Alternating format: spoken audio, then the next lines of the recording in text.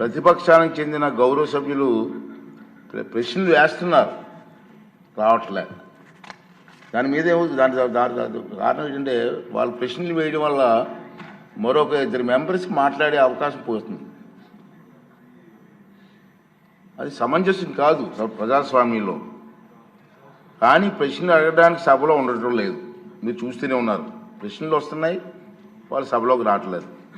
ఈ కారణంగా సభలో ఎవరో ఒకరి ద్వారా మరో 2 ప్రశ్నలు అడిగే అవకాశం కోల్పోతున్నారు. ఇది చాలా దురదృష్టకరం. సభకు ఎన్నికైన గౌరవ సభ్యులు సగర్వంగా సభకు రావాలి. ప్రజలు ఎన్నుకున్నారు మిమ్మల్ని, సభలోకి వెళ్ళి మా సమస్య మాట్లాడమని. సభకు రావాలి. ఎవరికీ కనిపించకుండా వచ్చి సభ్యులు హాజరు పట్టికలో సంతకాలు చేసి వెళ్ళిపోతున్నారండి, దొంగలలాగా వచ్చి. మీరు గౌరవ సభ్యులే, ప్రజలు ఎన్నుకున్నారు, మీరు ఎమ్మెల్యేస్. దొంగలలాగా వచ్చి సంతకాలు పెట్టవలసిన అవసరం ఇచ్చింది కర్మ. ఒకసారి ఎమ్మెల్యేగా గౌరవప్రదమైన దీంట్లో ఉండి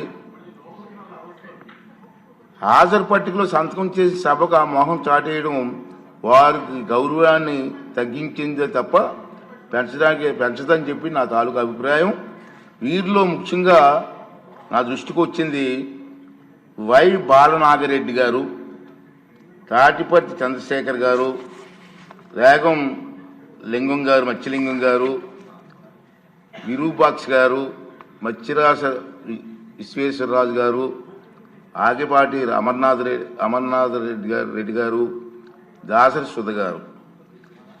మనం గవర్నర్ ప్రసంగం ముగిసిన తర్వాత, అంటే ఫిబ్రవరి 24వ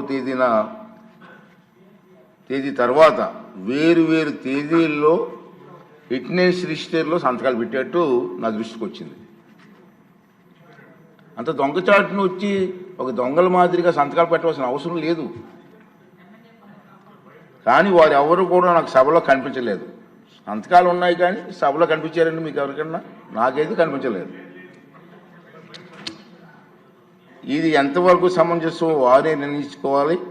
మనల్ని ఎన్నుకున్న ప్రజలు మనం ఆదర్శంగా నిలవాలి తప్ప ప్రజలకి, మీకు ఓట్లు వేసిన ప్రజలకి తలవంపులు తెచ్చేలే ప్రవర్తించకూడదని చెప్పి నా అభిప్రాయం. ఈ సభ ముందు పెట్టాలని చెప్పి నేను ఈ 2 విషయాలు మీకు తెలియజేస్తున్నానండి.